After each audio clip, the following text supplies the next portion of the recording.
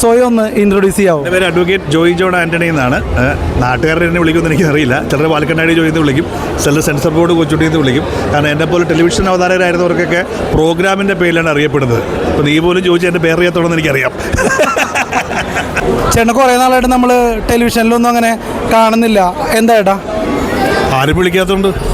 മാത്രമല്ല ഒരു ഏജ് കഴിഞ്ഞാൽ പിന്നെ നമ്മൾ ടെലിവിഷൻ വേണ്ട. മാത്രമല്ല ടെലിവിഷനിൽ ഇപ്പോൾ സിനിമ ആലോചിച്ച് നോക്കണം, പുരുഷ അവതാരകർ വളരെ കുറവാണ്.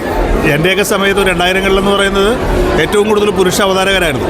ഇപ്പോൾ പുരുഷ അവതാരകർ എന്ന ടെലിവിഷൻ്റെ കോൺസെപ്റ്റ് മാറി, സ്ത്രീകളാണ് കൂടുതലും.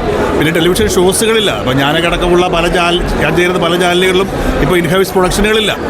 അപ്പോൾ ഞാനൊക്കെ ഇപ്പോൾ അതൊക്കെ സോഷ്യൽ മീഡിയയിലേക്ക് മാറി, സിനിമയിലേക്ക് മാറി, അത്രേ ഉള്ളൂ. അല്ലാണ്ട് അപ്പോൾ വിളിക്കുന്നില്ല എന്ന് പറഞ്ഞില്ലേ? അപ്പോൾ ഒരുപാട് ചാനലുകൾക്ക് വേണ്ടിയിട്ട് അഹോരാത്രം നിങ്ങൾ സമയം കൊടുത്ത് കഷ്ടപ്പെട്ട് വർക്ക് ചെയ്ത ആൾക്കാരാണ്.